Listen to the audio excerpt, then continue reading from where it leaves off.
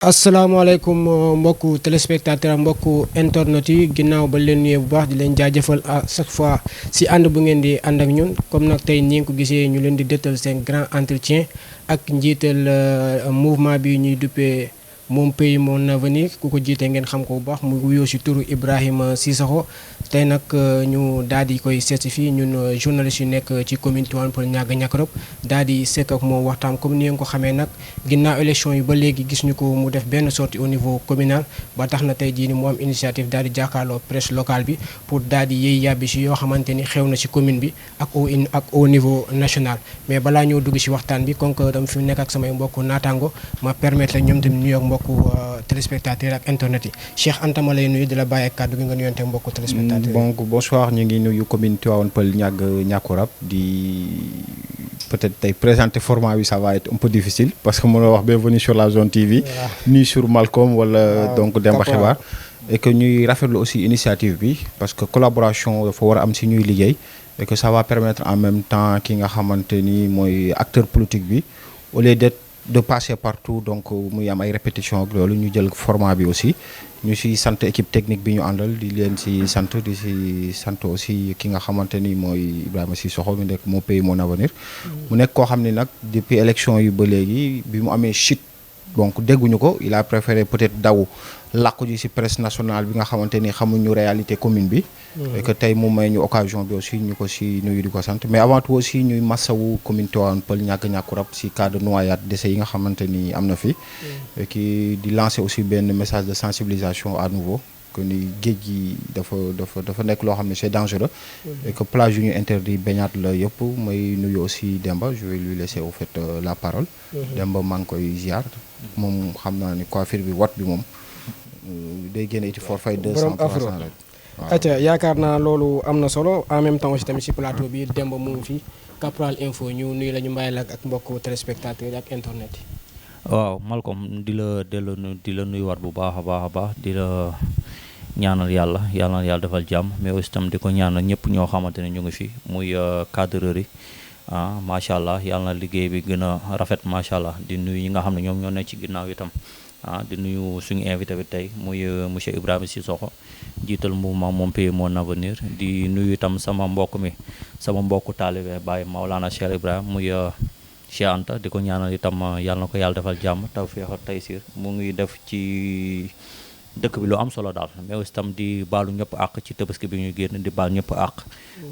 yàlla defal jàmm ñi nga ci fii kii daana sànq foofu laa njëkkee muy cas de noyade ci presque moins d'1 mois wala ci 1 mois nga sa commune perte presque ay quinzaine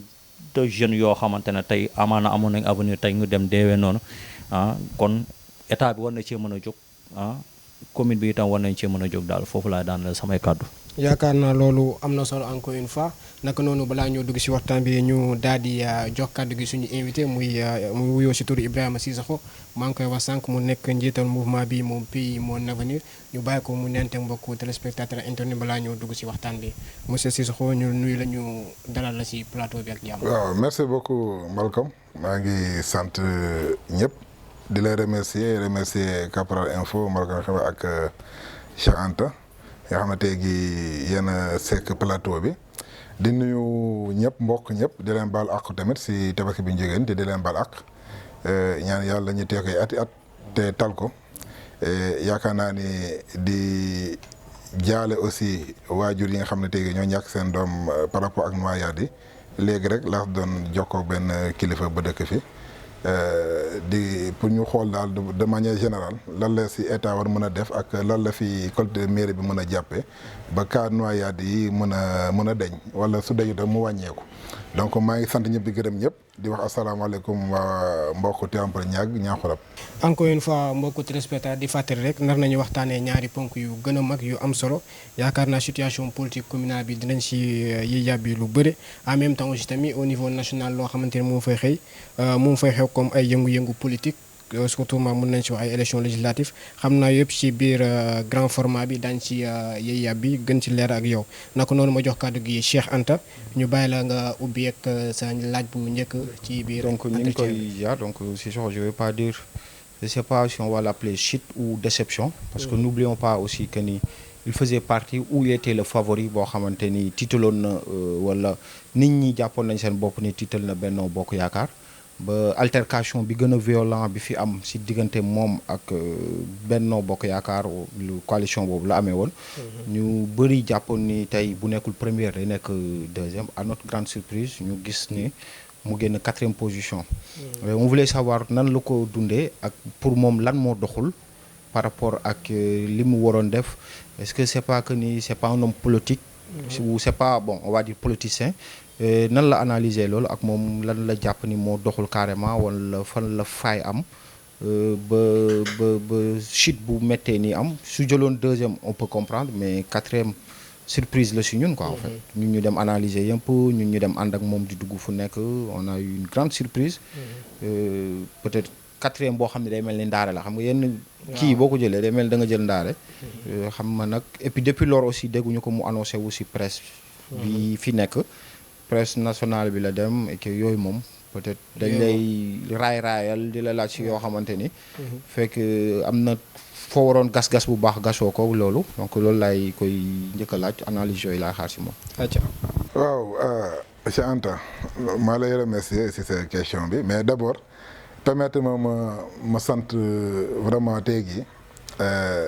militants yi ak sympathisants yi nga xamoon ne tey jii ñoom laa doon àndal di liggéey si Mon Pays Mon Avenir ak si coalition bu ñu demee moom Sénégal 2035 di leen jaajëfal aussi di leen wax ni wax dëgg yàlla man personnellement aw ma seen fay parce que tey jii lépp loo xam ne lu waral na si liggéey ak def nañ ko maintenant comme tu as dit nag surprise am na man surprise la aussi si man mais surprise la mais nag en réalité nag dama see jàngat lu bëri aussi te yaakaar naa ne jàngat bi lu bëri toog naa nag jël recul parce que yaakaar naa ne soo nekkee si mbir su dara amee la ngay war a njëkk a def mooy taxaw seetlu xool lan moo dox lan moo doxul fan la manquement amee ak fan la sooxe amee donc man si lu ma jàngat de manière globale am commune bu yaatu la Tivaouane Peulh Niakoulrab mënu moon imaginer sax nii la toll ak ruqarukaat yi nekkoon si biir gox bi mais d'abord benn damay jàpp ni commune bi imaginer sax nii la toll ak ruqarukaat yi nekkoon si biir gox bi mais d'abord benn damay jàpp ni commune bi dafa am benn particularité te particularité boobu bokk na si loo xam ne ni jël ma koon en compte ay loolu mën naa jàpp ni peut-être bokk na si lu ñu xaw a sooxe xam nga commune bi soo xoolee tey gi li may ndam Benno Bokk Yaakaar soo xoolee tey gi mën naa ne tous les promoteurs globalement tous les promoteurs fonciers sont partis se relier avec le maire te soo xoolee ñoom ñoo nekk Tivaouane Peulh ñoo nekk Niague ñoo nekk Niakoulrab ñoo nekk Benno Ba alors loolu parce que am na benn information ba xam ne mi ngi doon circuler te damaa jàpp ne principalement loolu bokk na si lii tax ñit yi njort ni kii si ñëwee daf ñuy indi ay jafe-jafe mooy wàllu suuf si parce que du lu may nëbb souvent di ko wax ni suuf si li nga doon wax ni souvent dañ koy xool wala nangam fu ñu amee projet fan lañ koy def am na benn dëggin bu ko nit yi amee ba pare sama adversaire aussi am nu ñu ko utiliser contre man parce que gëmloo nañu nit yi ni Cissokho su faloo tey gi yéen ñëpp da leen di tëj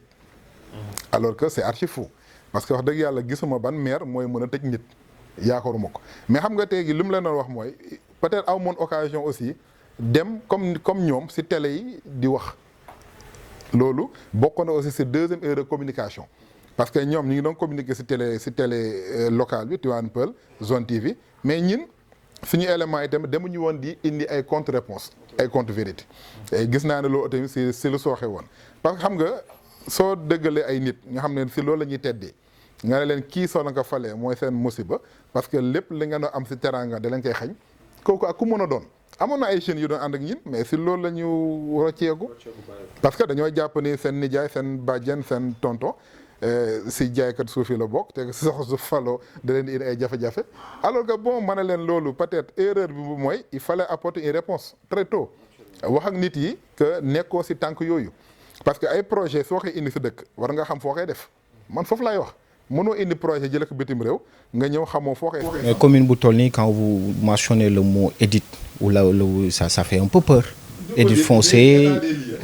waaw moo que j'avais utilisé état des lieux ñu copier coller ko tas ko biir Tivaouane Peulh état des lieux parce que xam nga soo waxalee ko koo xam ne peut-être comprendre soo ko ne état des lieux day yaakaar ne lépp la mais xam nga damay leeral juste pour ñu parce que point ba du mu sori parce que xam nga état des lieux tey gi loo mën a am si àdduna projet ak même ñi fi toog mënuñoo def projet si dëkk bi te defuñu état des lieux war nañ mën a xam fan la ñuy samp projet bi wala projet bële maanaam loolu la woon mais nag gis naa ne ñoom liggéey nañ si contre man c'est nous sommes en politique c'est de bonne guerre man nangul leen ko mais deuxième chose aussi mooy nit yi mon pays mon avenir lañ ma xamee ñu ma woon Sénégal 2035 et ñu bëri dañoo amoon problème mën a ràññee Sénégal 2035 parce que amul leneen loo xam ne mën na ko mandargal mais ñi nga xam ne jànguñu wala seen jàng soriwul dañu amoon difficulté pour kan mooy Cissokho si biir mbir mi parce que bu doon ñamala yi ñëpp xam nañ ko mais soo nee ay vert jaune coalition Sénégal 2035 xamuñu ñu bëri tey gi on a eu danam difficulté pour expliquer nit yi naka ngeen di ràññee tey gi Sénégal 2035 mu bokkoon aussi si loo xam ne nii bokkoon na si li ñu handicapé loolu moom mën naa ko wax et je pense que globalement mën naa jàpp ni foofu laa ko gën a foofu et puis foofu laa gën a def maanaam li tax lu bëri ñu xaw a jël position bi ñu jël ni parce que aussi. Est-ce que vous sentez un peu trahi ou manque de loyauté par rapport ak nit ñi nga dem gis ñu ñëw di la solliciter yow la ñu àndal sur le plan intellectuel ak li nga am say relation gis nañu yaa mën a développer commune bi Cissokho liggéeykat la mooy meilleur candidat. mu dara choisir ñu choisir keneen. Est-ce que waaw loolu moom xam nga quand sooy dem compétition défaite neexul kenn amul kenn ku ne damay am défaite mu neex ma. mais nag li may wax souvent mooy déception am na dama koy wax souvent parce que y a eu des trahisons même en interne y a eu des trahisons am na yoo xam ne ni après ngay jàngat lu bëri tey gi am na si ñu bëri ñoo xam ne ba si ay nit yu bëri doon ànd ak ñin au fond c'était pas ça et après ngay découvrir que ni bon ñii seen intérêt bopp mu la fi tax a indi ñu bëri ñi ngi doon ànd ak sa caravane yi di duggante ak yow di ñëw sa kër te voté lu ñu la te am nañ si presque après ay firndeel yu bëri ñoo xam ne nii dañu doon nekk ak yow rek di jël information di yóbbu di ko jox say adversaire politique loolu yëpp gis nañ ko fi mais damay ne man damaa jàpp ne damay ne alhamdulilah parce que loolu su amul woon dinaa am surprise parce que tey jii suñu gagné woon commune bi si anam yooyu man maa njëkk am regret parce que bu doon nañu gagné woon si anam yooyu ma gis tey jii yaakaar naa ne même suñu jëloon commune bi on aura des d'énormes difficultés pour réaliser suñu projet yi donc lii ma daf ma permettre ma xam commune Tivaouane Peulh Niakoulrab population ban laa amal affaire xam aussi yan alliés laa amal affaire et ça c'est très important ma am information boobu pour mu mën a xam ëllëg fu may teg sama tànk ak ñan laay jokkool ak ñan laay liggéeyal pour développement commune Tivaouane Peulh Niakoulrab parce que nag am na ñu fi ñu bëri ñoo xam ne tey jii macha allah ñi ngi ko ne di ànd ba léegi yàlla def ni aussi nit yi bu élection jeexee ba léegi du ma toog 2 jours tey recevoir mu si kër gi ay nit yi ñëw pour ñu waxtaan nangam mais xam nga am na benn moment xam soo fa tollee encore une fois il fallait nga jël recul et bàyyiwuma presse locale di dem presse nationale contexte du benn c'est juste que rek benn instant il fallait ma jël recul toog noppalu surtout noppalu lu baax parce que man bu leen fàttali ni avant élection yi dañoo nekkoon si terrain bi di liggéey def si développement 2 ans 3 ans élection yi ñëw dab si ñu si yoon bi ñu nekkaat si encore donc ba loolu sa jàllee war nga mën a jël tout recul pour mën a xool ban taxawaay ngay am encore si gox bi. monsieur Ibrahima Cissokho nu ma jàngatee sa gis-gis si élection yi man j'ai l'impression que tey jii nii da nga duggoon si benn terrain boo xamante ne mën naa ne novice nga fa. parce que gis naa nga énuméré yu bëri yoo xamante ne tey jii jàpp nga ni moo taxoon mu indi gàllankoor pour ngeen jël ndam li ma doon fàttaliku ni à chaque fois avant élection yi bu ñu doon laaj Ibrahima Cissokho ndax xam nga Tivaouane Peulh bi nga bëgg a laaj à chaque fois réponse bi da doon nekk xam naa ko parce que nekk naa fi ñeenti at nekk si dëkk bi xam dëkk bi kon xam naa ko mais li nga énuméré nii yëpp dama jàpp ni kon tey jii nii da nga duggoon si terrain politique boo xamante ne dese nga xam réalité bi benn ñaareel ma aussi tamit sa tàmbali waxtaan ma gis ne tey jii ni nga ne yaa ngi jëfal say militant man ma bokkoon si nit ñoo xamante ni doon naa xaar le président Ibrahima Cissokho ginnaaw élection yi mu daal bind communiqué wala mu communiqué ak ses militants yoo xamante ne voté nañ ko ñu gis ni loolu tamit président Ibrahima Cissokho defu ko ñu doon xool lan la ndax défaite bi moo ko métti ba ëpp tey jii nii mu jàpp ni instant ni Tivaouane Peulh yëpp wala ñëpp ñoo ko trahir. naka noonu aussi tamit ñu jàpp ni tey jii nii président Ibrahima Sissoko si yenn réalité yi doon naa xaar nga wax ñu ko muy tey jii nii yaa ngi si dëkk bi mais si élection yi gis ñu nga ànd ak benn magu dëkk bi wala nit ñoo xam te jàpp nañu ay autorité lañ si dëkk bi ñu doon képp ku doon gis Ibrahima Sissoko da ngay gis nit ñoo xam te ànd nañu moom mais kenn xamu leen si dëkk bi mais est-ce que lu yëpp tamit boole ngeen ko seen ay jàngat loo xamante ni woon tax na tey jii nii nga ñàkk élection locale. waaw Malcolm dama lay remercier si li nga wax mais defuma communiqué peut-être bi ngay wooy communiqué mais nag militants yi ak góor ñu ñoo liggéey woo nañ leen téléphone. et je pense que loolu ça c'est le minimum woo nañ leen téléphone yenn groupement de famille yenn jeunes yi jaajëfal leen si seen liggéey yaakaar naa ne ça moom lu ñu def la peut-être da toog télé di wax on n'a pas fait mais jaajëfal nañu suñu militants et suñu sympathisants yi. parce que loolu mënu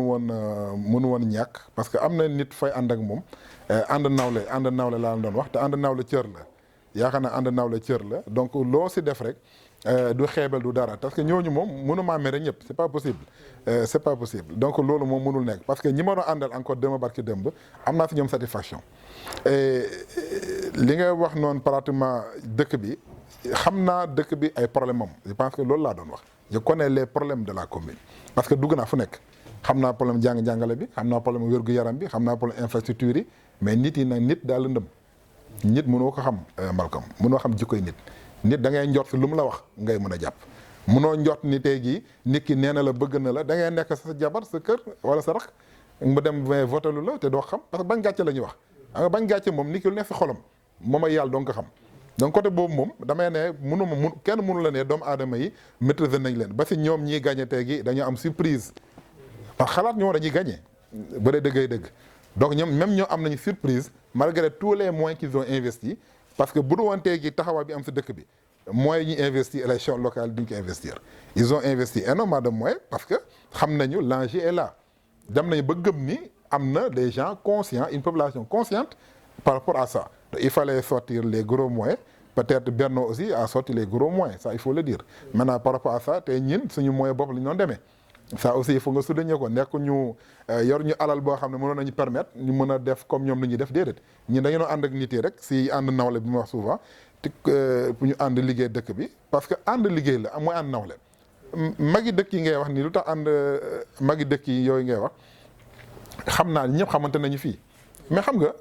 du question lu tax dew ma ànd ak ñoom mais ñoom ils ont fait un choix xam nga tey jii magu dëkk bu dem def choix ne man président Macky Sall joxe na ndigal damay dem ànd ak benn bokk yaakaar parce que fa laa bokk kooku mënoo si dara da nga koy nangul te ñoom ñëpp de manière unanime ñi ngay woy mag dëkk bi en tout cas ñoom ñëpp même nga nit yi bëgg ko ñu te bañ ko ils étaient d'office avec le maire Papis moom lañu àndaloon ànduñu fi beneen candidat donc loolu ñu nangul nekk ba si dëkkee foo dema ba si ay bënnoo ba da ngay gis ne dina la recevoir mais après au fond de toi xam nga ni si seen kaddu ngay comprendre ne ñii dafa am lu ñu coloré bu leen lii ak maire donc ñoom dañuy ànd ak moom si coloré boobu te loolu yow mënoo ñëw dindi loolu da ngay ñëw def li nga war a def bien que di nga dem fenn xam ni fii terrain nangam la mais sa devoir mooy nga dem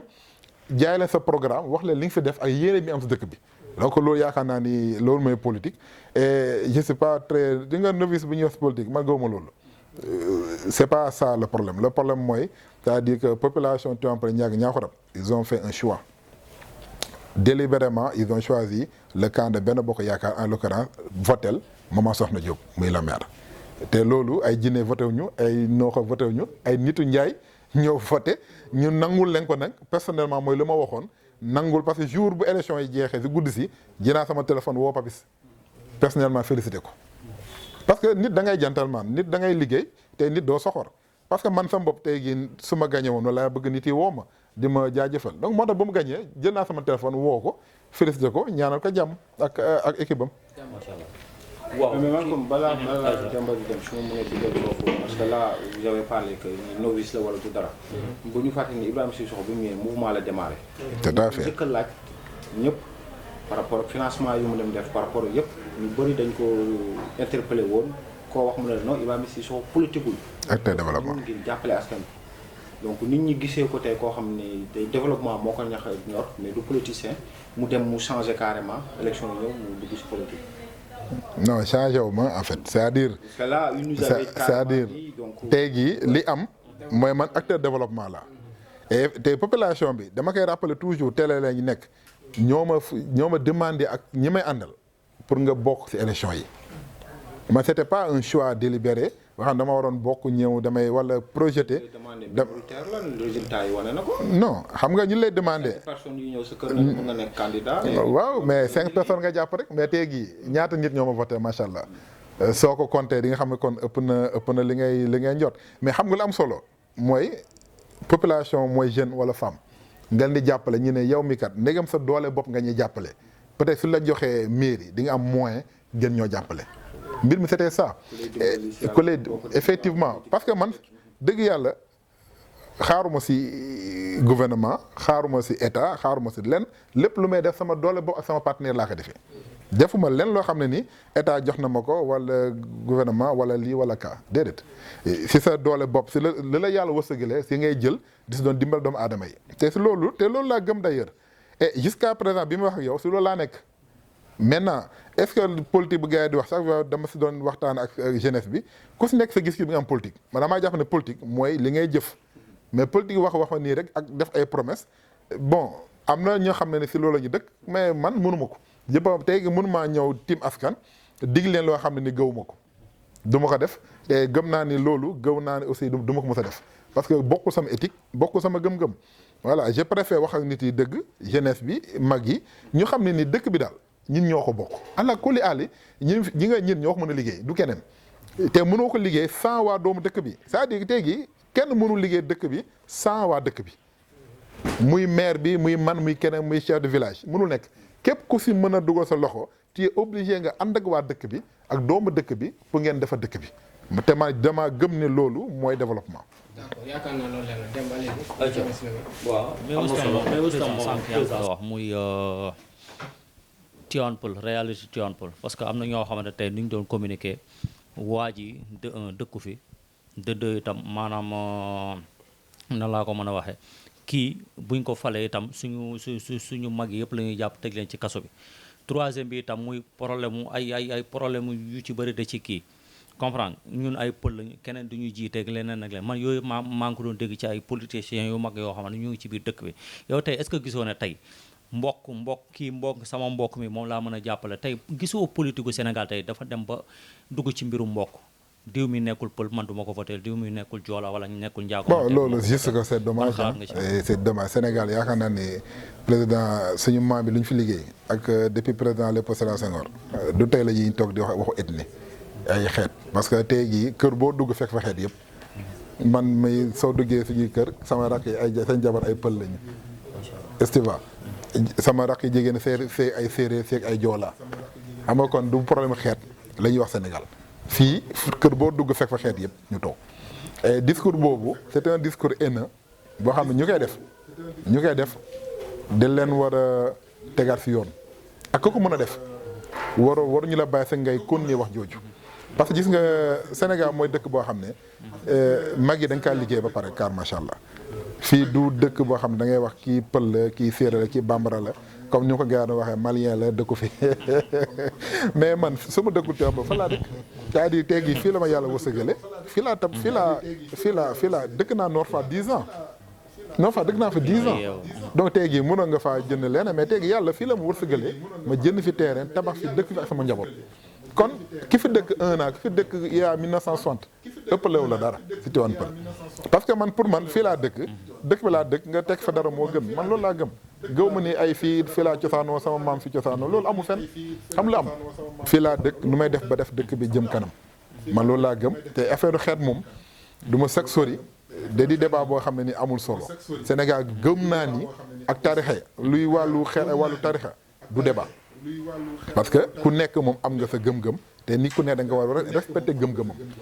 mais affaire xeet moom yaakaar naa ni débat bu inutile la boo xam nit yi peut-être politique nag dina tax ku nekk pour say mbokk bëgg la voter la mën nga wax lu nekk mais du débat parce que tey jii amul kenn ku sañ a toog nga ne séeréer laa séeréer yëpp ma bëgg bambara laa bambara yëpp ma bëgg pël laa pël yëpp ma bëgg man tey jii mais si élection yi doon na ànd ak ay pël yoo xam ne tey jii ay doom Tivaouane pël lañu juddoo fi màggee fi yaroo fi comme kii li wax ni kii peut-être ay mag lay wax mais man am na jeunes yi mën a àndal mais fii lañu dëkk doon ay pël am na ay jigéen yoo xam ne mais ay pël lañu ay mag yoo xam ne mais ay pël lañu mais c'est que te ñooñu vraiment ay ñoo xam ne mbokk lañu sax si ñoom mbokk lañ si ñoom mais man li ma la daan wax souvent rek mooy politique warul tax nga xaajale ay mbokk même suñu naan ñu bëri suñu naan ñëw di wax dama leen di xamal lii day jeex donc lii waru man du ma leen defal discours bu tax ñu noonoo ak seen mbokk parce que lii jeex na te tey gi mi ngi moment bi wax yow jeex na donc tey gi bu doon dama leen jéem a takkale ak seen mbokk ngir politique kon tey gi résultat yi ni nga ko gis mais alhamdulilah ba kenn musul toog nga ne Sissoko boole na ma sama mbokk wala wax na lii sama mbokk. macha allah mais tey sànq am na ku fi doon wax mbirum alliés yi nga àndaloon tey alliés yi xam nga nit tey bu fekkee da ngay ànd ak moom ci ay mbirum politique faa nga xool koo xamante ni ñu am base lañu ñoo xamante ne am nañu base ci seen ci seen fief waaw ci loko mais ñu gis na yow tey ñi nga doon àndal est-ce que am nañu benn poids boo xamante ne am nañ ko ci en tout cas jàngat bi ma am man si élection yii ñu am du électorat Sénégal 2035 électorat mon pays mon avenir la ça c'est très clair électorat mon pays mon avenir yi nga teegi bu doon récépissé bu gouverneur rejeté woon avant élection yi mon pays mon avenir lay demee noonu lay demee c'est clair te su ma si demee woon mon pays mon avenir doo nekk fi ay problème de coalition et coalition aussi ay nit yu ànd rek la te mënu moon peser seen poids parce que politiquement xaw ma seen poids mais ay nit yu bëggoon ànd ak yow bokk gëm-gëm ak yow bokk gis-gis ak yow te ñu doon àndal pour la plupart duñu ay politiciens. mais est-ce que amul loo leen doon jéem benn moment. duñu ay politiciens. am nga loo leen doon jéem ku ci nekk itam ku ci nekk na nga toog sa kii man ma fekk la ko nga jàng. non xam nga temps bi xat na xam nga temps bu ñuy def coalition yi ak temps bu ñuy élection di am man mën naa ne temps boo xat na pour nga xam ku nekk lu mu doon. man personnellement dama la ne élection yi ñu génn. électorat mon pays mon avenir la et ça je pèse bien mes mots du électorat Sénégal 2035 parce que soo xoolee nit yi xamuñu Sénégal 2035 mon pays mon avenir la ñu xam ak Ibrahima Sissoko et foo mën a dem tamit loolu mooy génn maintenant yàlla su la boole ay nit yu baax ngeen di ànd te dama leen di jaajëfal parce que ku si nekk li nga mën def nga ko ku si nekk li nga mën même bu dee ñaar nit ñett nit juróomi nit c'était pas ça qui était important parce que ñun li amoon si ñun importance mooy naka la ñuy boole ay compétences liggéey dëkk bi te soo xoolee man nous étions la seule coalition bu ànd tous les partis politiques à l'intérieur man liggéey na ak waa PS waa PDS waa PASTEF waa Benno Bokk Yaakaar liggéey na ak ñëpp parce que li ma doon wax souvent mooy gox-goxaat du mbirim par parlo du mbirim parti politique te lu ma gëm loon la te lu ma gëm la ba léegi donc alliés yi joxe nañu lu ñu mën def nañu lu ñu mën dama yaakaar ne seen limite foofu la toll donc damay loolu tamit li may jàngat la pour que ëllëg aussi ma xam ñan ngay gën a mën a lëkkalool pour nga xam ne am nañu de solide base politique parce que on est en politique c'est vrai da ngay def développement mais Sénégal dañu politique la ñu xam donc soo yegsee si politique sooy def développement def ko si politique jotee nga politique et je pense que ça je l'ai pas compris avant mais maintenant kenn du ma ko jàngal su politique jotee moom damay politique ça c'est très clair te dootu mos am benn xel bu ñaar wala sentiment c'est ces détails là su politique jotee dañuy xam dañuy politique su développement jot nga xam ne dañuy liggéey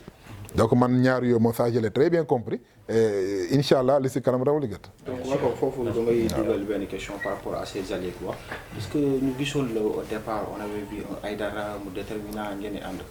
ñu dem ba si yàlla ñu gis ki nga xamante ni mooy Assane. mi nga xamante Assane Niang ñu dirigé woon liste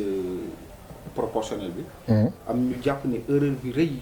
bi gën a rëy bi nga def mooy Assane Niang bi nga jox sa liste proportionnelle am ñu jàpp ni c'est-à-dire que sa cuune politique moo la yóbbu si loolu wala li mu waroon doxalu ko ban jugement nga si am ak lan mooy sa relation ak moom ba léegi. bon déjà Chérif Tamba Aïdara sama xarit la barke y a même pas tabaski bi rek ñu ngi déggante pour te dire ñu ngi déggante téléphone di baante ak amuñu aucun problème li taxoon mu bàyyi kooku c'était un problème personnel moom qui n'avait rien à voir ak man On parle de considération. Non. Et je pense que loolu waxtaan nañ ko mag moom problème mu personnel la entre moom ak ñi mu dëkkal. man j'étais pas du tout dans ça et man nangul xam nga mag su defee ba jël décision ba jaar fa ne bàyyi naa politique xam nga kon kooku c'est pas lié à ma personne. loolu considération yu sut sama jëmm ji la mu def ko man nangul ko nag. Assane bi ngay wax man xaw ma sa base politique dëgg-dëgg sama pas politique à Tivaouane Peulh xaw ma ko. mais noonu la àndee ko. xaar dama lay expliquer xam nga mooy li mu la expliquer ne ñun dañu doon toog pour liggéey pour def changement on a prôné pour le changement. et ñu bëri tey ñi dañoo doon def liggéey boo xam ne ni képp ku doon ànd ak Ibrahima Sokho tey gii mën nga ko seede amul décision boo xam ne jël naa ko appliqué ko nit yi unilatéralement lépp lu ñuy def dañ kaa décider global. suñu toogee waxtaan ak ay nit tey jii bu doon tey jii sama waxtaan ak Cissé jàlloon na mais moo doon tête de liste proportionnelle waaw wala déet kon xam nga kon waxtaan nañ ak ñu bëri ba mais ñu dem ba nga xam ne am nga fu ngeen tool il fallait ñun dañoo jël compétence jiitaloon ko pour mën a liggéey ñi nga xam ne am nañu compétence mën a doxal équipe municipale dynamique lañ soxla woon. donc Assane Niang nekkoon ko xam ne nii wàll bi ñu ko dénkoon si wàllu éducation bi ñëpp rafetlu ni liggéey na si liggéey ba mucc ayib. est-ce que man si compétence boobu nag laa liggéey ak moom pour être très honnête mënuma la si compétence boobu laa liggéey ak Assane. te gëm naa ni te mu nekk aussi représentant d'un parti politique moom moo fi coordonnateur bu AFP. si commune bi. ànd boobu est-ce que am nga si regret ak lan mooy seen relation. non aw ma si regret franchement du regret parce que mooy li ma la wax nii yar ak moomu tiim aw ma si benn regret c'est-à-dire que dama see jàngat laa la wax mais aw ma si regret parce que tey jii nee naa la suñ demaatee élection taxawaay bi mu am tey nii du ma ko amaat ak si allié yeeg ak si jëflante ak ñëpp du amaat parce que nag élection nit yi nag mënoo dem élection si yu bëri daal du tere sax laa koy mën a wax pour dire vrai mais li am solo mooy ñoom ku si nekk maa ngi jokkoo ak yow Assane Barke man sama bopp je l'appelle il m'appelle parce que moom conseiller la bul fàtte ne conseil Sénégal 2035 la. non loolu changé na de yow gën nga dem conseil municipal. waaw non xaaral rek dama lay expliquer dama Sénégal 2035 moo ko fa yóbbu. dama ne naa Sénégal non dama ne naa Sénégal 2035 moo ko fa yóbbu. mu neex ko mu nakari ko moo ko fa yóbbu donc damay ne colère boobu mënul deñ moo ko fa yóbbu maintenant nag quant à la personne nag dimension bu muy jël ak yoon bu muy jël il est libre de le faire. est-ce que tu vois mais man personnellement taxawaay bi mu am conseil yi ñuy am tey su ñuy wax tey jii Ibrahima Sokho am na ñaata conseil dañu naan ñett te moom mënu see génn parce que tey jii bu dul woon Sénégal 2035 il sera pas là il sera pas conseiller. est-ce que tu vois mais donc tey jii il est conseiller pour njëriñu askan Tivaouane Peulh ñu joxaat ko li ñu ko joxoon te am naa njort ni am na compétent pour doxal ko. donc dama koy ñaanal juste une réussite par rapport à ça te wax dëgg yàlla na ça je l'ai dit on a aucun problème avec Assane Niang on a aucun souci on a aucun problème du moom du keneen te amul kenn nga xam ne ànd naa yow allié tey jii ñu dëgg ni ñu ne rëkk-rëkk am na franchement. ginnaaw loolu ba mu jàllee élection yi jàll Papis gagné élection yi au mai dégg nañ ci ay xibaar tey jii nii moom Momar Sokhna Diop doon na la jéem a approché pour tey jii nii nga indi sa savoir-faire ci mairie bi te bëggoon xam loolu fekkee am na nga dëggal ko non seulement aussi nga wax ni jusqu'à présent gis ñu dara loo xamante ne lu officiel la Ibrahima Sissoko ak Papis ñu ngi ànd pour liggéey pour intérêt commune bi ñu jàppoon ni Papis doon na la démarché pour nga daal di ñëw ngeen ànd ngeen liggéey. waaw Malcolm loolu moom dama koy dëggal Papis bon en tout cas man personnellement woo na ma téléphone plusieurs fois d'ailleurs du benn yoon di ñaari la may woo parce que mën naa ne li may woo bëri na mais tout ça li ma daan woowee daf ma doon woo pour ñu ànd liggéey par rapport ak développement gox bi soo gisee peut-être man li ma ko waxoon loolu laa koy waxaat tey ba tey c'est-à-dire nit soo koy jàppale il faut nga xam te la nga koy jàppale c'est mon domaine. kaa ñu liggéey peut-être neex na ñu de kaa ñu liggéey pour dëkk bi d'ailleurs sax conseil loolu laa leen wax ñi nekk conseil dama leen ne lépp lu ñuy voté assemblée lépp lu ñuy voté conseil te mu nekk loo xam ne njëriñu askan bi la ànd leen si ak quelles que soient les raisons bu dee njëriñu askan bi la ànd leen si mais bu dee du njëriñu askan bi voté contre ça c'est clair mais nag ay magum jëmm lañu ma ne ko ay mag ngeen am ngeen xel yàlla teg na leen foofu war ngeen lépp lu leen teg te wax dëgg yàlla aussi nag li ma si neex mooy ñu ngi may rendre compte ñu ngi may rendre compte lépp luy xew ci conseil man je suis au courant donc ñu ngi may rendre compte fidèlement donc loolu sant yàlla la mais par rapport ak le maire Papis man xaw ma ci lan la ñuy xaar ba léegi parce que soo nee nit kaa ñu liggéey aussi il faut nga xam ci lan ngeen di liggéey yaakaar naa ni wax ji foofu la toll. Il m'avait fait des propositions kaay ma fal la fii wala ma fal la lële pour ñu liggéey mais bon moom non bëggoon ne bon il m'a proposé nee na naa ñëw mu fal ma conseil spécial xaw ma mais bon man Papis mënu maa fal conseil spécial je suis désolé c'est-à-dire tey jii du soxla. yow sa martaba dafa ëpp loolu dafa. non j'ai pas besoin de ça c'est-à-dire tey jii am na tey jii ñu bëri ñu mën a ay conseil man d'office su bëggee samay conseil dama koy jox gratuitement soxlawu ma poste pour jox ko samay conseil est-ce que tu vois un peu soxlawu ma absolument rien tey jii venant de la mairie muy poste ak benn privilège que ce soit pour mën a joxe sama xalaat wala joxe sama avis te suñ ma laajee sama avis dinaa ko joxe suñ ma laajee sama xalaat dinaa ko joxe maintenant est-ce que nañ ko jëfee waaw wala déet ça je ne sais pas mais en tout cas bu ma waxee daal je les conseille mu woo ñëpp parce que xam nga man mi tey jii damaa ne woon sama gagné damay woo ñëpp ñu ànd liggéey dëkk bi et yaakaar moom aussi woo na ñëpp amul kenn ku nekk leader fii nga ne peut-être woo la si ñi ma xam ñu si bëri woo na leen ñi nga xam ne nii damay taw ñoom Papis woo na leen pour ñu ñëw liggéey maintenant nag man sama bopp laa xam sama bopp mooy man xaw ma si lan laa war a jàppale Papis tey gi pour ñu liggéey man li ma mënoon mooy partenaires yi ma amoon yaakaar naa ne et ça je lui en ai parlé man ko li ma mën mooy partenaires yi ma am ma continuer ma démarché ko indi ko pour que mu nekk njëriñu commune bi su moom bu dee tey bëgg nañu collaborer si loolu la ñu mën a collaborer su ma amee sama partenaire yoo xam tey jii day loolu moo taxoon man mi xëccoo mairie yi parce que mairie bon pouvoir de décision nga en fait nga doon ut du woon teraanga wala xaalis wala dara loo fay ut mais pouvoir de décision man loolu laa doon ut c'est-à-dire que fu ñuy dogalee nga toog dogal mais malheureusement comme mënoo dogal parce que on est dans un état organisé quand même tey jii man acteur développement dëkk Tivaouane Peulh Niaga mënuma def benn action de développement fii sans le maire su ma ko jéemee tamit nag sama bopp lay nax rek jaru ko wala boog ay yu ndawaan ngay def mais quand tu veux amener de grands projets inévitablement il faut nga collaborer ak la mairie c'est évident te man bu dee tey jii yi si prêt liggéey ak tey jii la mairie ba si ñoom pour développement Tivaouane Peulh Niaga parce que nag mënoo ne dëkk bi daf laa ñor ba pare ñu lay woo si liggéey nga doo ko def maintenant nag ça dépend liggéeyal commune bi ak liggéey nit du benn il faut ñu leeral mbir mi man je travaille pas pour la personne de Papis Diop je travaille pour le développement de la commune Tivaouane Peulh Niaga te mënoo ko def sans le maire qui est lui Papis donc man bu dee damay collaborer ak moom pour njëriñu askan bi je vais le faire ça c'est évident parce que on est de secteur développement te dañoo nekk si dans un état organisé maintenant nag loolu il faut que nit yi def la part des choses xam ne Ibrahima Sokho tey jii su collaborer aujourd'hui ak Mama Sokhna Diop c'est pour dans l'intérêt de la commune pas parce que maag Papis dañu ay xarit la ñu wala nangam déedéet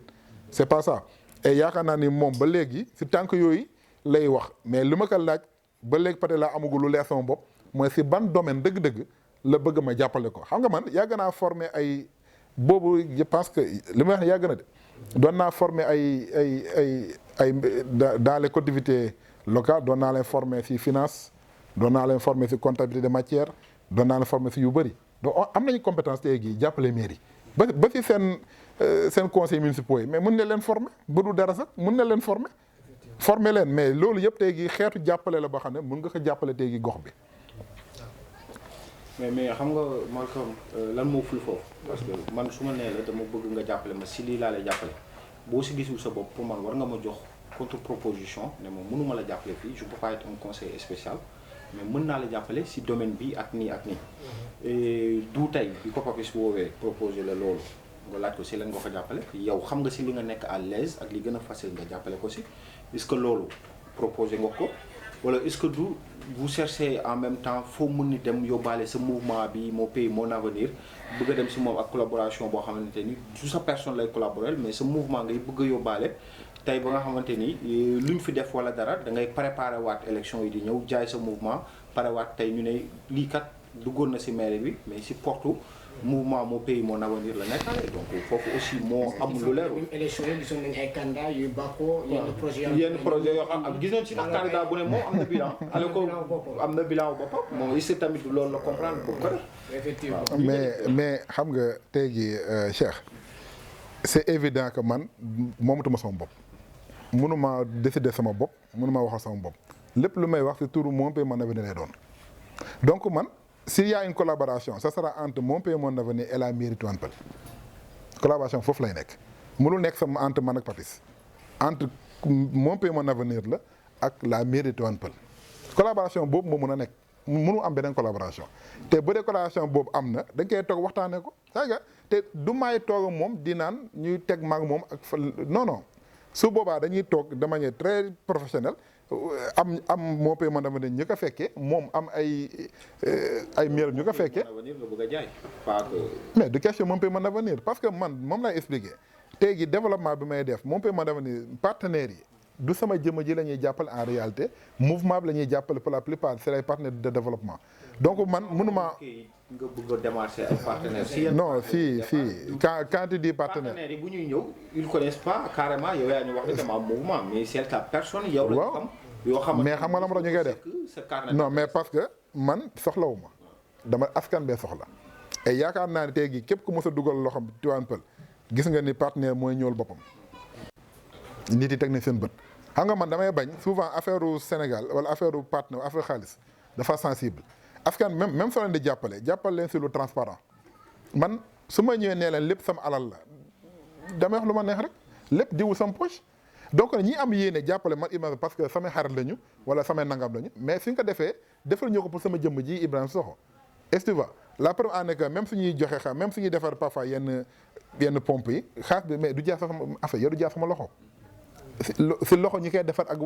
waa foofu lay jaar rien que pour mu am transparence donc tey jii su may liggéey man sama jëmm ji amul trop importance en fait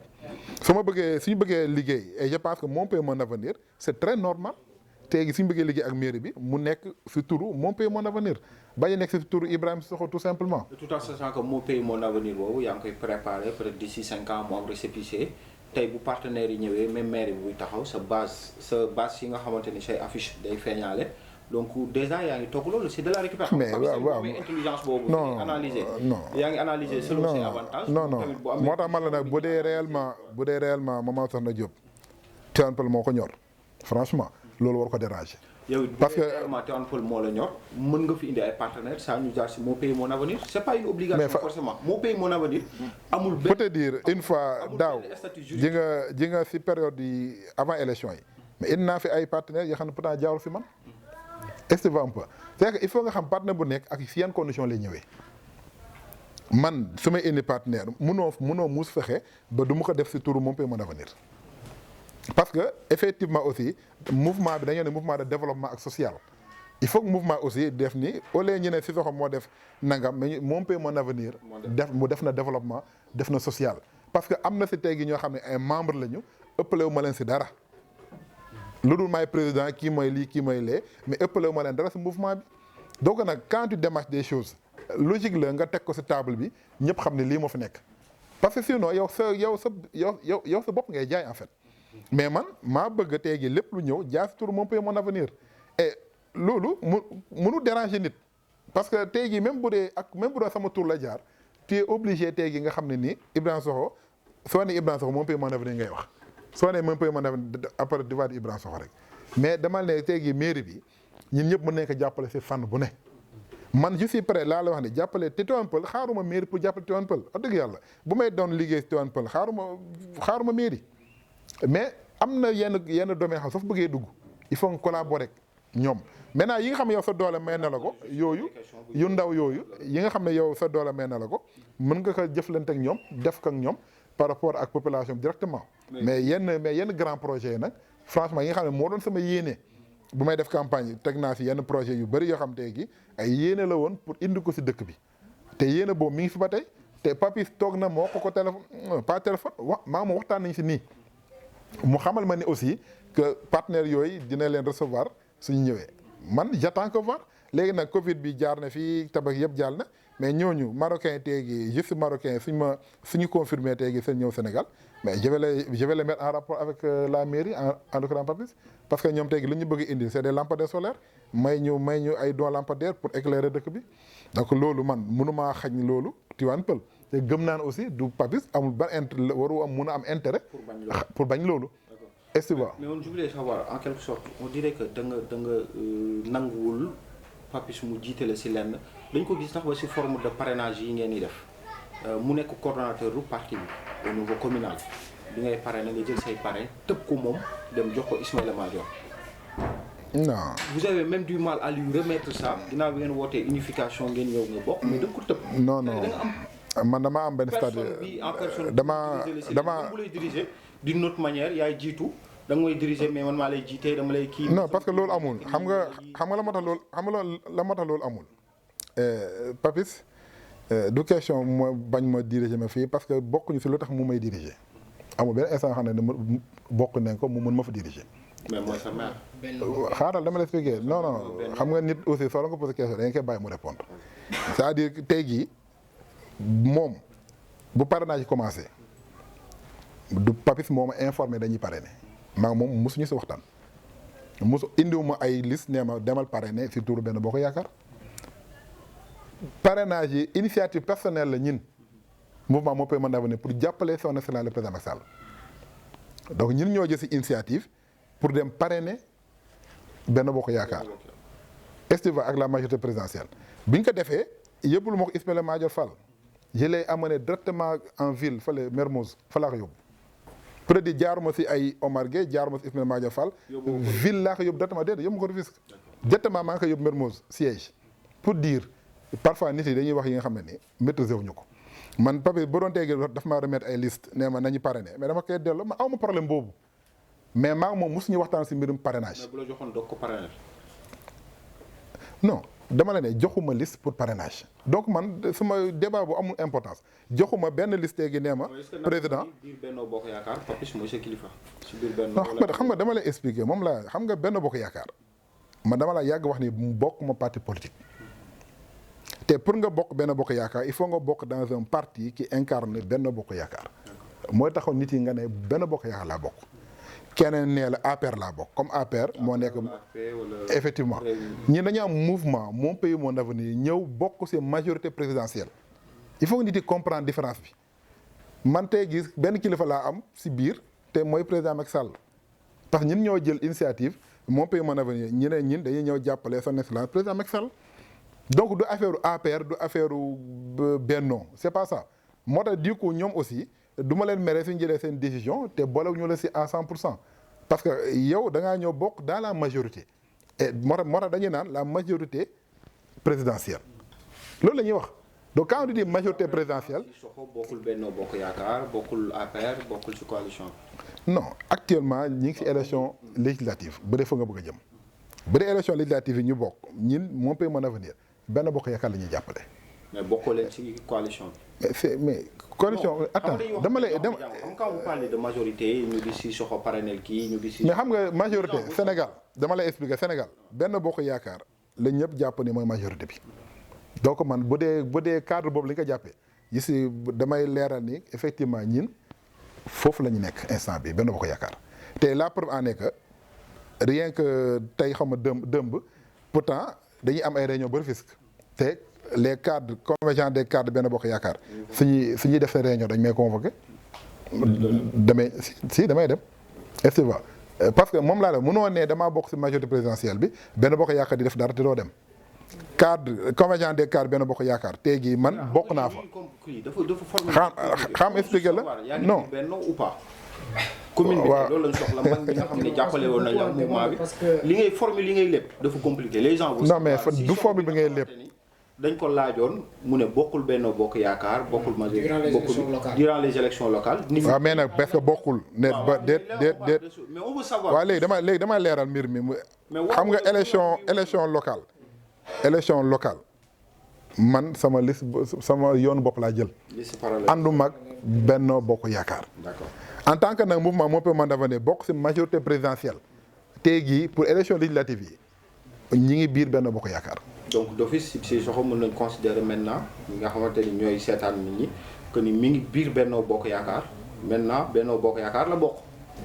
lu tax moo boobu di la déranger lan mooy problème. mais parce que yéen ni ngeen bëgg fu ngeen yëpp débat moo fa nekkul c'est-à-dire que vous voulez coller benn étiquette wala benn motif. on veut pas coller xaaral ma expliquer rek c'est-à-dire que tey gi Benno Bokk Yaakaar man aw ma si benn gêne. si Benno Bokk Yaakaar ni fa laa bokk c'est-à-dire que lu tax ma koy wax xam lu tax parce que tey jii muy majorité présidentielle mouvance présidentielle déggin bi yëpp mooy benn moo tax soo xoolee kan ma dem élection Benno Bokk Yaakaar kon ñi dañoo ñëw dugg bokk ak ñoom pour dem élection législative donc mënoo ne bokkoo fa parce que tey jii bu may parrainé wu ma majorité présidentielle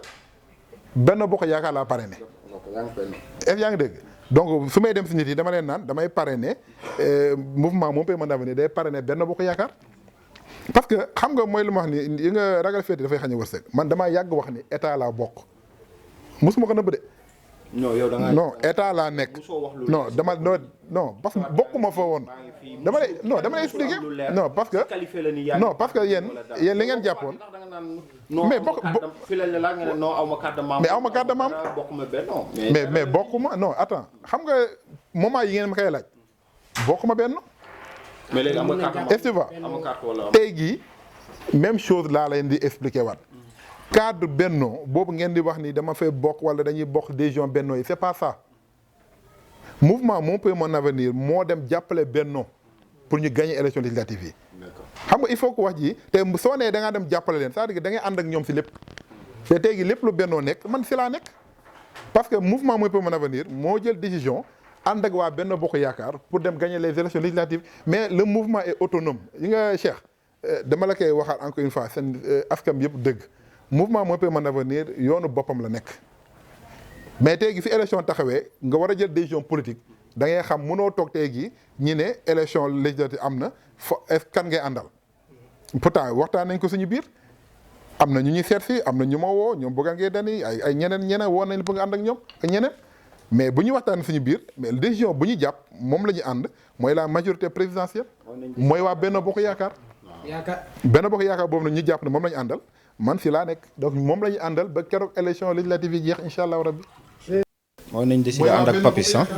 yaakaar. Benno Bokk Yaakaar boobu nag ñu jàpp ne moom la ñu àndal man fi laa nekk donc moom la ñu àndal ba keroog élection législative yi jeex incha allah rabbi. président yaakaar naa sa bokkum Benno Bokk Yaakaar boobu moo tax fan yi ñu génn ñu gis ni képp koo xamante ne yaa ngi ci biir Benno Bokk Yaakaar ngay leader ñu daal di leen woolu fële ca palais ngeen am fa audience.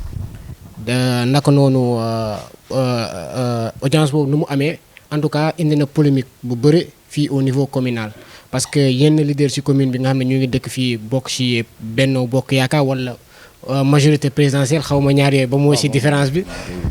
ñu ngi jàpp ne tey jii nii ñu ngi ñaxtu ne tey jii nii commune bi en personne dafa war a am audience boppam au lieu que au niveau départemental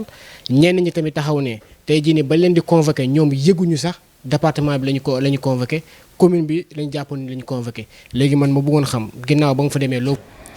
non man moom je pense que information bi ma jotoon te ñëpp mu leeroon sama bopp mooy audience au niveau département la département bi la et ça ne concernait pas que Benno ça concernait pratiquement tout le monde xam nga tey soo jëlee parti réew mi exemple laa jox réew mi bokkuñu Benno réew mi ñu ngi ci majorité présidentielle. il faut nit yi comprendre du benn man dama ne musuma bokk Benno Bokk Yaakaar ça je l'ai dit je répète mais Mon Pays Mon Avenir moo dem di jàppale tey gi Benno Bokk Yaakaar mouvement fu ma dem damay naan mouvement am na tey gi liste booy dem di bind da ngay gis ñi ki bind Benno ki bind APR man mouvement Mon Pays Mon Avenir lay bind sama feuille de présent Mon Pays Mon Avenir lay signé ba léegi parce que grande coalition boobu ñu naan la grande coalition de la majorité présidentielle man foofu laa ñëw bokk pour ma leeral nit yi mu leer seen bopp parce que dama leen naan pour bokk ma APR te mosuma bokk APR te Benno il faut nga nekk parti politique qui compose Benno dama la leeral rek mais non xaaral mu leer non may ma rek may ma non may ma xaaral may ma est-ce que yaa ngi dégg loolu dama lay bëgg parce que dama la ne ji nga tegi j'ai aw ma benn honte su ma bokkoon APR laa bokk il faut que débat boobu ñu dépassé ko man li ma intéressé tey jii du Benno laa bokk wala APR laa bokk c'est pas ça qui m'intéresse xam nga la moom intéressé c'est-à-dire que nan la ñuy def tey jii ba commune Tompa Niakhar gis boppam si nguur Macky Sall léegi man Omar Gueye bokkoon na si ñu ma woo le jour J ba mu jotee Papis jël téléphone am woo ma nee ma dañ ñëw convoqué palais est-ce que tu vois mais man réunion yi am yëpp ministre Omar Gueye moom ma doon convoqué te su ma woowee si waxtaan effectivement yooyu leen waxtaan pour waxu daje pour mën a dajalee force ñi nga xam ne dañuy demoon liste parallèle ñu mën a ñëw ànd avec la grande majorité présidentielle pour dem. bu ñuy convoqué pare tamit man dañ maa convoqué président Sissoko en tant que mouvement Mon Pays Mon Avenir en tant que liste parallèle Sénégal 2035. est-ce que tu vois maintenant nag quant à nit yi naka lañ leen invité si gox bi man xaw ma en tout cas on était 400 personnes là-bas 400 personnes ñoo fa nekkoon yoo xam ne si département bi si 11 communes yëpp lañ jógee parce que département de Rufisque ça fait 11 communes. si 11 communes yëpp la ñëpp fa lañ jógee mais nag et je pense que tey jii président si biir waxam bu ngi koy wax. ñëpp mënuñoo ñëw déjà salle bi rek on était 400 personnes 11 communes alors man na xaw ma yan anam ñoom la lay invité ak wala Tivaouane Peulh daa war a am mandat boppam ça je maîtrise pas mais man mosuma yëg ni Tivaouane Peulh daa war a am mandat boppam en tout cas loolu yëguma ko li ma xam daa mooy yàgg nañ ma ne président dina recevoir département bi te effectivement il a reçu le département loolu moom c'est assez clair voilà. donc je voulais savoir aussi foofu ginnaaw loolu bi ñu leen recevoir mu am ay coow yu si jóg ñu wax ni am ñu bëri dem ŋàññ ak critiquer discours monsieur le maire bi nga xamante ni tey moo représenté woon commune bi ñu wax ni dafa raté carrément discours bi par rapport ak ñeneen ñi bi mu jëlee war a wax li nga xamante ni moo nekk ay jafe-jafe askan bi waxu si dara dafa nekk di tagg ak di xalab ñenn si ay leader ñi demoon si ay liste parallèle mu nekkoon fa tagg leen xalab leen ñu bëri wax ni le maire a raté son discours loolu muy doon ay polémique yu mag a mag loolu la nga si tontu wala est-ce que nan nga gisee discours maire bi ginnaaw bi ko président joxe mu wax ak appréciation bi nga xam ne moom nga siy def. bon xam nga bi en tout cas je sais que Papis moo njëkk a jël kàddu moom lañ njëkk a jox kàddu et il avait 3 minutes. comme tous les autres. 3 minutes comme tous les autres. en tout cas si biir 3 minutes yi tamit effectivement waxu si jafe-jafe Tivaouane Peulh waxu ko si loolu constat bu ñëpp defoon la waxu si leen loo xamante ne mooy jafe-jafe Tivaouane Peulh li mu si jël engagement mooy li mu wax président ni dina Tivaouane Peulh dina def tout ba joxaat ko la majorité. je pense que yéen aussi yéen ñi nga xam ne yéen non man tàgg papi mënuñoo tàgguñu fa c'est-à-dire du xaw ma nit yi lan lay waaye tàgg c'est-à-dire quand tu présentes les gens ñi demoon liste parallèle yi li ma wax en fait dafa kal daane fi ma taxaw nii am na ñu toog salle bi xam ne mënoon nañ fi taxaw comme man àndoon si élection yi mu cité ñëpp ñi fa nekkoon ñëpp képp ku fa toogoon tudd na sa tur ne képp ko xam ne yaa ngi si tegi salle bi tey amoon nga capacité toog taxaw fi nga taxaw ba dee xaw ma ndax loolu la ñu waaye tàgg parce que loolu moom du tàgg est-ce que tu vois et malgré ça keneen jël na micro bi présenter tous les responsables qui ont été là-bas donc loolu du affaire de tàgg l'essentiel est que 3 minutes yi nga ko jox moom jafe-jafe askan Tivaouane Peulh waxu si. donc ma question est de savoir pour vous comme les autres est-ce qu'il a raté carrément ou pas. non personnellement man damaa jàpp ni daa waroon wax jafe-jafe Tivaouane Peulh. donc il a raté. dama lay expliquer xam nga man du ma juger nit si benn acte parce que man dama ko laaj xam nga après nit ki da nga koy topp ba 3 minutes wax na si tudd si jafe-jafe Tivaouane Peulh te damaa jàpp ni ñëpp ñi fa toogoon ñi ñëpp jafe-jafe département bi ak ku si nekk sa jafe-jafe commune moo la fa waroon wax man kaa sama gis-gis loolu la woon mais gis naa effectivement wax fa lenn loo xam ne tey gi Tivaouane Peulh ñaaxu rab problème ndox beeg problème courant beeg problème nangam est-ce que ba ma ko si pratiquement bi interpellé daf maa ne parce que président daf ko war a jël audience pour mu waxtaan moom si commune bi. D'accord. Et effectivement nag vendredi passé avant Tabaski président recevoir na ko donc nag jamaa njort ni kon loolu la doon xaar moom a Ngagne Diop pour wax si jafe-jafe commune donc comme excuse boobu man la ma jox dama koy nangul parce que peut-être moment boobu ma am audience xanaa na fekkee ma ko keneen fekkee ko war naa mën a njort ni quand même problème Tivaouane Peulh moo ko fa yóbbu. après Cheikh Anta ci foofu damay leeral parce que man mi après bu ñu jullee juste julli Tabaski bi ñun jëloon nañ ko interview man mii sax jëloon naa ko interview ak la zone n'est-ce pas moom wax na ne man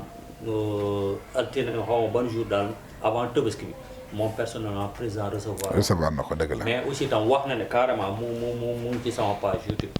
wax na ne carrément lu mu wax ak moom mooy jafe-jafe Tivaouane Peulh loolu moom wax na ko dañ ko koy nangu rek. waaw mais Demba xam nga lan la ñu war a xam.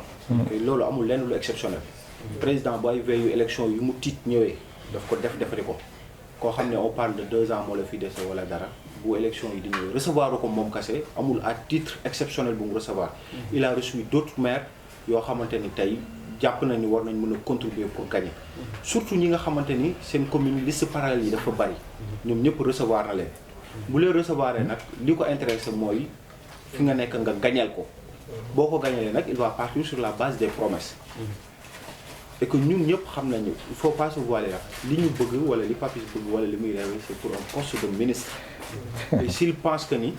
ministre li la ko may mooy président recevoir la wala ngay wax yooyu c'est autre chose. yooyu dafa wax wala dara mën naa ko génn ne président wax naa ko lu ma neex. yooyu c'est pas à vérifier. waaw mais en tout cas man xam nga wax jooju pour man c'est pas trop important xam nga tax man su ne wax na fa jafe-jafe Tivaouane Peulh dama koy nangul parce que nekkuma fa wala keneen neew fa li am solo mooy ce sont deux voies président aussi li ngay wax ni président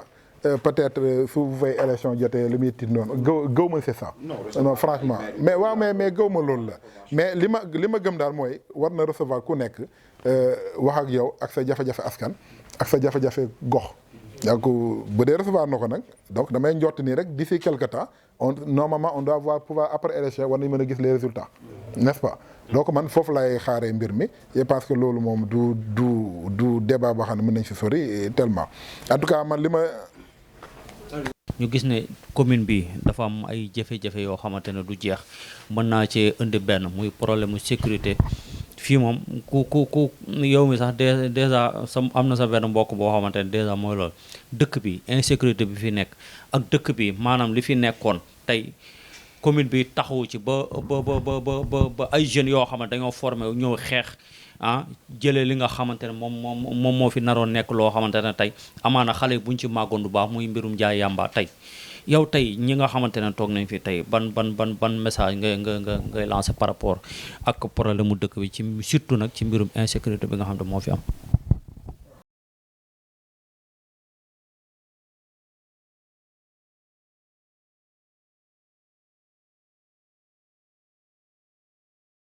donc xam nga fii yàgg naa wax ni commune bi moom insécurité moom du léegi lañ koy yàgg wax yàgg nañ ko wax yàgg na.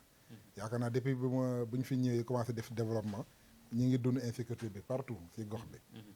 te dafa gën a pire d'ailleurs dafa gën a pire ci li ngay gis. soo xoolee man en tout cas fi ma dëkk Namora nit yi dañoo mujjee organiser wu jeunes yi pour mën a xeex loolu. soo mënee dem APIX dañ ko def soo demee Sokabek ñu ngi koy def donc quartier yi finalement ñoo organiser wu pour gérer seen sécurité bopp.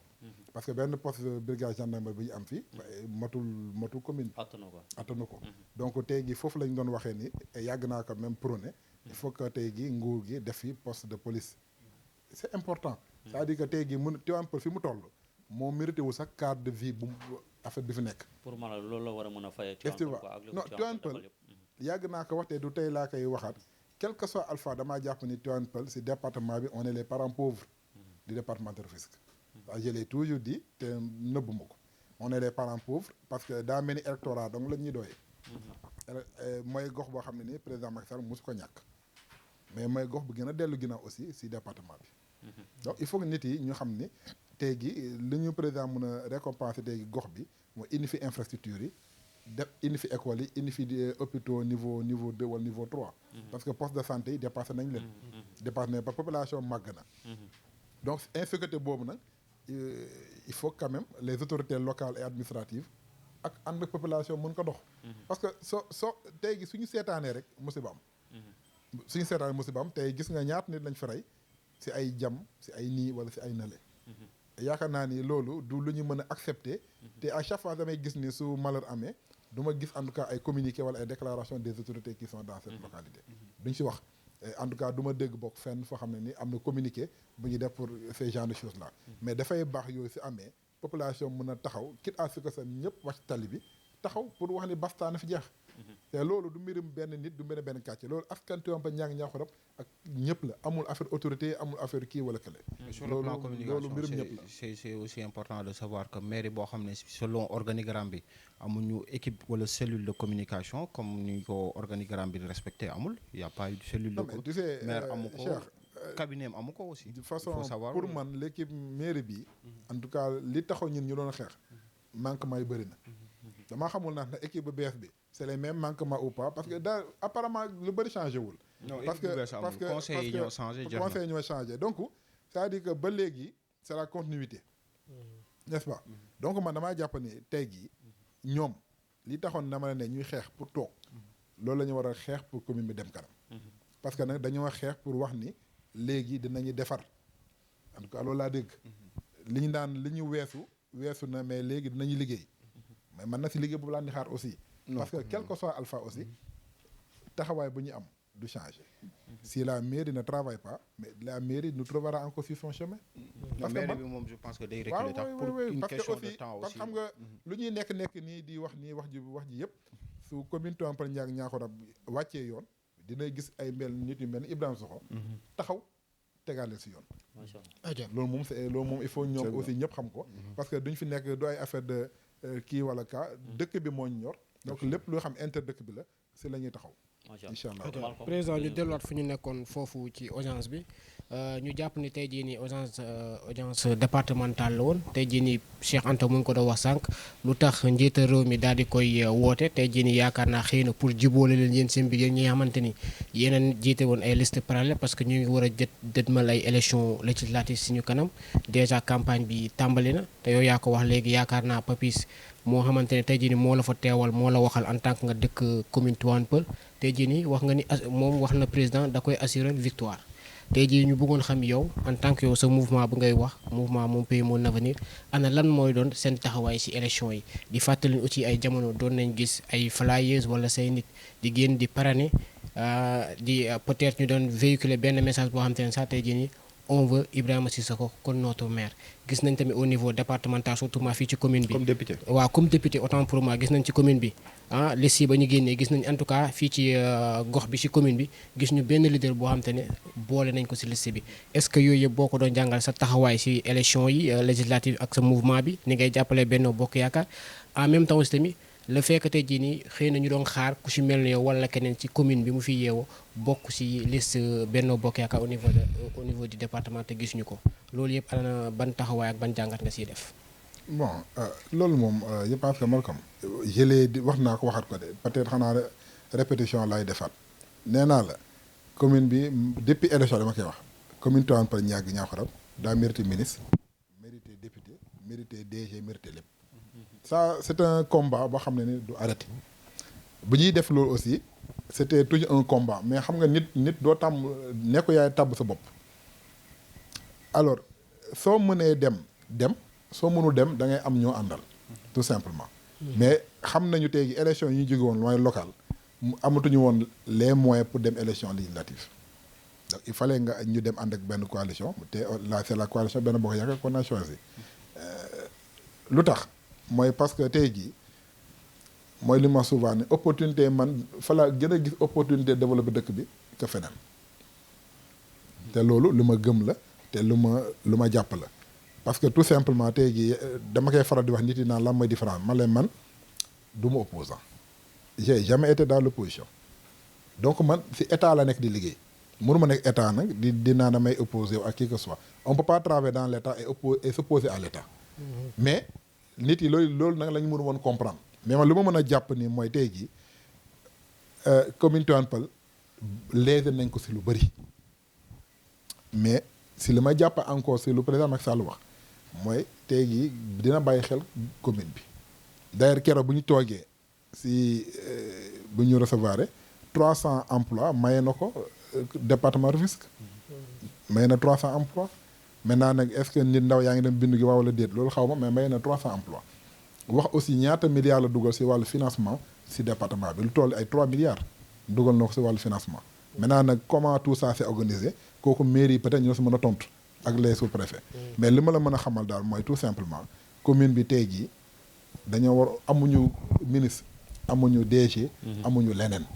donc man damaa jàpp ni aussi suñu paree ba lépp jeex il faut quand même que gox bi parce que un maire seul mënu doxal commune bi mënu kaa doxal il faut quand même mu am yeneen compétence yi fi nekk pour jàppale ndaw yi pour ñu mën a avancer loolu moom man li ma jàppale te damaa njort ni aussi loolu mooy avantage wu dëkk bi d'accord taxawaay bi ci élection législative ak mouvement bi non mouvement moom day jàpp à 100% ci élection yi mais day campagne day wàcc campagne loolu lañ bëgg a xam non d'ailleurs ñun campagne dañuy bi tamit ubbi na boobu ba léegi gisuñu. non parce que xam nga lu tax parce que mooy lu ma wax ni dañoo former ay comités électoraux. Le maire a appelé les gens pour réunion demain man je me suis dit que mënumaa dem. Parce que voilà jox naa ko samay raison tax mënumaa dem mais xamal naa ko ni tamit ñeneen ñi nee na woo na leen muy ñoom Mohamed Faye ak ñoom RSIC ak ñeneen woo na ñëpp pour ñu former benn comité ñi nga xam ne ñoo demoon liste parallèle pour ñu mën a ñëw ànd ak waa benn bokk yaakaar pour liggéey fi élection yi te loolu aussi il faut ñu xaar gars yi la ñuy décider foofu parce que foofu rek la gars yi di campagne mais pas en tant que tey jii man mouvement may génn jël sa may dépenser ko naan damay dem campagne je pense que ñëpp dañuy boole seen doole mu nekk benn campagne. d'accord Papis nekk seen njiit jiitu nga topp si ginnaawam naan. campagne amul njiit. Cheikh mooy diriger kii caravane. campagne amul caravane parce que président Macky Sall lu mu wax encore une fois. proximité soxlawul caravane soxlawul meeting. xam lu mu soxla mooy proximité. man en tout cas def ma caravane. donc man li ma gëm mooy te demaat sa samay nit. demaat samay base laa jàpp waxtaan ak ñoom ak wax leen lan mooy njëriñu élection législative. expliquer leen aussi. lan mooy différence élection législative ak élection locale. je pense que pour une question de temps bi jeex na ñuy xaar si relance su activité yi fan nga si toll Mon Pays Mon Avenir. waaw de façon taxawoon ak yooyu. Mon Pays Mon Avenir moom incha allah va reprendre ses activités. incha allah rabbi parce que toog nañu un long moment de silence. mais nag pour autant tamit tooguñu woon. parce que ñu ngi doon liggéey si ay formation ak yeneen donc le 23. am nañu benn manifestation ba ñuy def jox jigéen ñi ay diplôme donc le 23 boobu la ñuy relancer activité donc il y a 350 femmes yi ñu war a jox seen diplôme ak lu toll 100 jeunes ñu war leen jox seen attestation donc boobu mooy nekk aussi di si invité képp ku nekk Tivaouane Peulh di si invité ñëpp autorités yi Tivaouane Peulh yëpp de façon képp ku xam ne yaa ngi fi autorité tamit dinaa la yónnee carton d'invitation incha allah muy xam chef de village moo xam maire moo xam premier adjoint wala deuxième adjoint dinaa invité ñëpp incha allah rabbi pour que ñu xam ne mbirum Tivaouane Peulh la du mbirum juste Mon Pays Mon Avenir di si invité ñëpp ñaan yàlla rek ñu dugg si jàmm génn si jàmm ñaan yàlla aussi élection yi ñu dugg si jàmm aussi génn si jàmm yeneen yi nga xamante ni moo fi gën a nekk muy demande yi nga xamante ni moom lañ lay far di demander muy wàllu courant bi wàllu ndox bi aussi pare nga pour reprendre ko ou pas. non yooyu moom du ma ko laalagum. ba si kanam. incha allah poche bi dafa bënn. waaw yortuma xaalis. président ñu daaneel foofu ñii di wax ni élection législative dañ koy mbubboo coalition Benno Bokk Yaakaar da koy mbubboo pour daal di daganal troisième mandat bi président Macky Sall ñu njort ni moom la bëgg laaj en 2024 loolu loo si tontu vite fait ñu teg. non loolu moom c'est un faux débat. loolu moom vraiment c'est un très faux débat. loolu waxu opposition yi la pour mën a gagner ay électorat. tout simplement. d'accord président ñu lay bàyyi nga tàggoo président Ibrahima Sissoko xaritu Papis Diop ñu lay bàyyi nga tàggu mbokku Tivaouane Peulh ñàkk ben en tout cas maa ngi remercier ñëpp. di sant ñëpp di leen remercier yéen tamit si seen taxawaay. di wax ni aussi gox bi amul benn leader boo xam ne tey jii sama noonu la. donc Papis Diop on a de très bonnes relations wax dëgg yàlla c'est-à-dire que sama mag la aussi ça je le reconnais ñeneen ñi muy moom muy Boubacar Ka muy Mamadou Ba aw ma fekk kenn problème donc tey jii ñun ñëpp ñi ngi waxtaan pour dire que àdduna loolu yëpp amul solo li am solo mooy tey jii dëkk bi nañ jiital dëkk bi man personnellement li ma sa xam mooy incha allahu rabbi dinaa seeti kilifa dëkk yu bëri toog waxtaan ak ñoom ci sama yéene ci dëkk bi incha allahu rabbi di jaajëfal ñëpp di leen sant di leen gërëm par rapport ak tout ça te di leen jox daje beneen yoon soba yàlla jërë ngeen jëf. donc ñu leen di gërëm di leen sant mu nekkoon seen émission grand entretien ñu ànd si ak Malcolm bi nga xamante ni en même temps moo yor Malcolm xibaar ñu ànd si ak Demba ànd si ak ki nga xamante ni mooy Siko Thiam ñu gën ko xam si Abdou Thiam mu yor Dental TV ànd si ak Waagaan ak muy directeur wu la zone sur le plan donc programme ak loolu ñu ngi remercier mbokk Tivaouane Peulh ñàkk rab di baalu nit ñi ak di leen wax ni tamit élection yi bu ñu nangu gars yi di leen yooyu daal ñoom xam nañ yeneen yi dinañ ko égali ci plateau di remercier Malcolm di remercier Demba ñu ma àndaloon je vous remercie fi ñu